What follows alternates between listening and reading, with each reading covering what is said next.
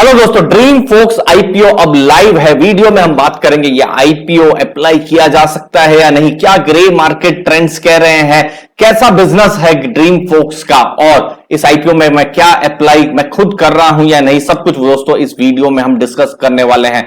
सबसे पहले basic information देखिए, यह आईपीओ 562 करोड़ के आसपास का आईपीओ है, मतलब एक बहुत ही छोटा आईपीओ है। टोटल ओएफएस इस आईपीओ में होने वाला है और जो आईपीओ का जो प्राइस बैंड है 308 से 326 है।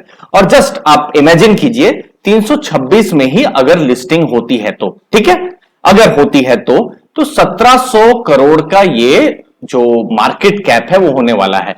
तो ये बहुत ही छोटा मार्केट कैप है, ये स्मॉल कैप में भी बहुत छोटी कंपनी होने वाली है, इसको आपको ध्यान में रखना है।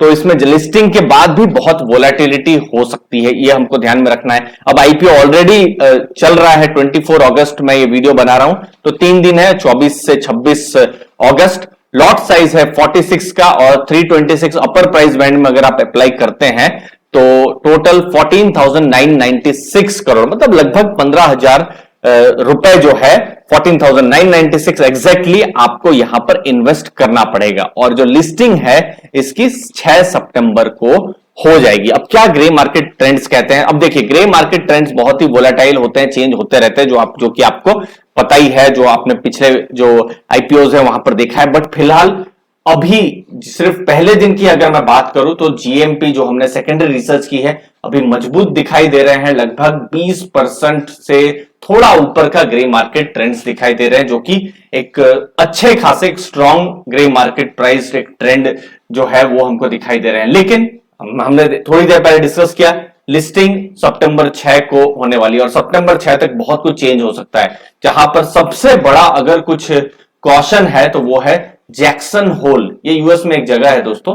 यहां पर 26 अगस्त को, जिस दिन ये तीसरा दिन इसका आईपीओ का खत्म होगा, उस दिन फेड की बहुत बड़ी मीटिंग है और वहां पर अगर कुछ बियरिश जैसा अगर कुछ संकेत आते हैं यूएस मार्केट पर तो इंडियन मार्केट पर भी असर पड़ सकता है। तो ये आपको इन्वेस्टर्स को ध्यान में रखना है। बाकी पर्सनली मैं अपनी बात करूं तो मैं बिल्कुल इस आईपीओ में अप्लाई कर रहा हूं, लेकिन ये जान के कि मैं बहुत ही कॉशियस हूं, मुझे रिस्क के बारे में भी पता है और सिर्फ मेरा ऑब्जेक्टिव यहां पर लिस्टिंग गेन ही है। तो आईपीओ में अलग अलग ऑब्जेक्टिव होते हैं, लिस्टिंग गेन ऑब्जेक्टिव होता है, लॉन्ग टर्म इन्वेस्टिंग ऑब्जेक्टिव होता है या फिर शॉर्ट टर्म होता है। तो यहां सिर्फ लिस्टिंग गेन ही ऑब्जेक्टिव है। और इनफैक्ट कुछ आईपीओ ऐसे भी हुए हैं जहां पर लिस्टिंग गेन हम एक्सपेक्ट कर रहे थे, लेकिन खराब मार्केट के कारण, क्योंकि 2021 में बहुत वोलेटाइल मार्केट रही थी, ठीक है, खराब मार्केट के कारण वो डिस्काउंट में भी आईपीओ खुला हुआ था, ठीक है। तो उस केस में भी मैंने बेच दिया था, क्योंकि ऑब्जेक्टिव यही था कि लिस्टिंग गेन हो तो बहुत बढ़िया, लेकिन लिस्टिंग डेट के दिन मुझे बेच देना है। तो ये मेरा ऑब्जेक्टिव उस समय में था और यही ऑब्जेक्टिव के साथ मैं यहां पर भी चलूंगा। ऐसा नहीं है कि एक स्टॉक ले लिया और फिर बाकी पूरी जिंदगी मेरे पोर्टफोलियो में पड़ा रहेगा और मैं सोचता रहूंगा कि कब इसका भाव आएगा मैं तभी बेचूंगा। नहीं, यहां पर जो लिस्टिंग डे के दिन अगर अलॉटमेंट होता है तो यहां पर वो मेरी ऑब्जेक्टिव रहेगा। बाकी अगर थोड़ा लॉन्ग टर्म के बारे में भी अगर आप सोच रहे हैं, छोटा आईपीओ है लेकिन बहुत बड़े बड़े एंकर इन्वेस्टर्स भी हैं, जैसे abacus, Malabar, small cap world, ये सब कुछ बड़े इंस्टीट्यूशन है जहां पर उन्होंने इन्वेस्ट किया है। कुछ म्यूचुअल फंड स्कीम्स ने अप्लाई किया हुआ है, 5 म्यूचुअल फंड स्कीम है, Aditya Birla Sun Life small cap, Aditya Birla Sun Life multi cap, Invesco India multi cap, ये कुछ फंड्स है जिन्होंने इन्वेस्ट किया हुआ है। अब ड्रीम फोक्स के बारे में समझते हैं। तो दोस्तों, जब हम एयरपोर्ट में जाते हैं और एयरपोर्ट में जब हम लॉन्च की जो सुविधा लेते हैं तो यहां पर काम आता है ड्रीम फोक्स का दोस्तों। तो ये फैसिलिटेट करते हैं और इंडिया में जो 54 लॉन्चेस हैं 100% फैसिलिटेट अभी ड्रीम फोक्स के द्वारा ही हो रहा है। और बिजनेस अगर आप देखेंगे तो किस हिसाब से है, देखिए आपके पास क्रेडिट कार्ड होता है तो बहुत सारे क्रेडिट कार्ड, मेरा चूंकि बैंकिंग का एक्सपीरियंस है तो बहुत सारे क्रेडिट कार्ड कस्टमर को इसीलिए भी जब जनरली सेलिंग के टाइम में कहे जाते हैं, बहुत ही लुभावन कहा जाता है कि ये सर क्रेडिट कार्ड ले लीजिए, यहां पर आपको फ्री लॉन्च एक्सेस मिलेगा। ये मेरा खुद का एक्सपीरियंस है। तो बहुत सारे क्रेडिट कार्ड्स होते हैं जो अलग अलग बैंक्स देती हैं, जैसे bank of Baroda, axis bank, HDFC bank, ICICI, Kotak, SBI card, तो उनके क्रेडिट कार्ड होते हैं, ठीक है। उसके बाद क्रेडिट कार्ड जो भी कार्ड नेटवर्क प्रोवाइडर्स होते हैं, रुपए है, फिर डाइनर्स क्लब है, मास्टर कार्ड है, तो ये सब क्लाइंट्स हैं किसके, ड्रीम फोक्स के, ठीक है। तो जब भी आप लॉन्च में जाते हैं, अपने जो भी क्रेडिट कार्ड है, क्रेडिट कार्ड के थ्रू में जाते हैं, और क्रेडिट कार्ड जब भी आप लॉन्च में देते हैं तो किसी को तो बिलिंग होगी ही, ठीक है ना। तो ड्रीम फोक्स यहां पर एक तरीके से फैसिलिटेट करता है। फैसिलिटेट क्या करता है? अलग अलग सर्विसेज देने के लिए, जैसे लॉन्च में एक्सेस के लिए, फिर स्पा वेलनेस के लिए, मीट एंड असिस्ट के लिए, फिर फूड एंड बेवरेजेस के लिए, मतलब आप रिलैक्स कर सके। अगर आप एयरपोर्ट में है तो कैसे आपका एक्सपीरियंस अच्छा हो सके, तो उसके लिए जो फैसिलिटेट जो करता है वो ड्रीम फोक्स करता है। और यहां पर इनके मेन क्लाइंट्स कौन है? वही कार्ड इशूअर्स, ठीक है ना। तो ये है मेन उनका बिजनेस मॉडल, जहां से वो पैसा कमाते हैं और एक छोटा सा डेल्टा अपने पास रखते हैं, और फिर बाद में लॉन्च कंपनी जो भी होगी उनके पास फिर बाकी का पैसा चला जाता है। तो एक इंटरेस्टिंग बिजनेस है जहां पर ये डोमिनेंट प्लेयर है, ठीक है ना, जहां पर 100% फैसिलिटेट वही कर रहे हैं। तो दूसरे जो मार्केट में ऐसे भी इनके कॉम्पिटिटर अभी फिलहाल नहीं है, तो एक डोमिनेंट प्लेयर है यहां पर, और स्ट्रॉन्ग रिलेशनशिप है कार्ड नेटवर्क्स के साथ। ये जो एक्सिस बैंक, एचडीएफसी बैंक, इन सब के साथ उनके आप देख सकते हैं स्ट्रॉन्ग रिलेशनशिप है। फिर कस्टमर को एक्वायर करने के लिए भी इनके खर्चे नहीं है, ये आपको ध्यान में रखना है, क्योंकि कस्टमर कौन एक्वायर कर रहा है? बैंक एक्वायर कर रही है, मतलब उनके क्लाइंट्स एक्वायर कर रहे हैं, तो वो उनका खर्चा नहीं है। क्रेडिट कार्ड जिसके पास भी है, अगर आपके पास क्रेडिट कार्ड है तो आपको किसने एक्वायर किया है? आपका आपको बैंक्स ने एक्वायर किया हुआ है, तो आप सुविधा देंगे या सुविधा देने जा रहे हैं, जो आपको सुविधा मिलेगी वो ड्रीम फोक्स है। तो ड्रीम फोक्स ने आपके लिए कोई मेहनत नहीं की है, तो ये एक बहुत ही इंटरेस्टिंग है। कस्टमर के लिए उन्होंने कोई मेहनत नहीं की है।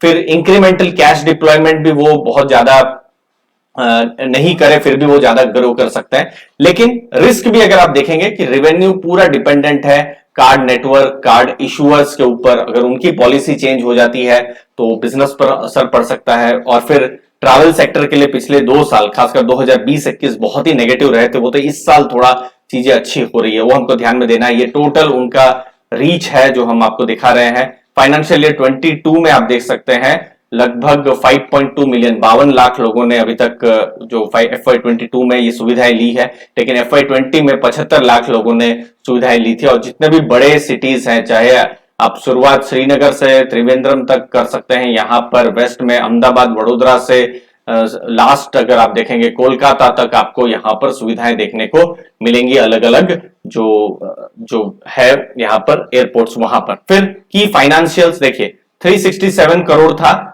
जो घटा फाइनेंशियल 21, ये कोविड का असर था उसके कारण। फिर अभी थोड़ा बढ़ा है 282 करोड़, तो इसीलिए बिजनेस आपको अप डाउन होता हुआ नजर आएगा। और अगर आप देखेंगे एबिटा मार्जिन जो है 12.3% थे, फिर नेगेटिव मार्जिन थे, फिर अभी 8% के आसपास मार्जिन है। तो मार्जिन बहुत ज्यादा नहीं है इस बिजनेस का। बाकी पी रेशियो देखेंगे 104 है, लेकिन ये इसीलिए 104 का पी रेशियो है क्योंकि जो अर्निंग्स है वो बहुत ज्यादा नहीं हुई है पिछले 2 सालों में। तो ये पी रेशियो अभी फिलहाल अगर समझ लीजिए अर्निंग्स होती रहती है तो पी रेशियो जो है वो फिर नॉर्मलाइज हो जाएगा, ठीक है।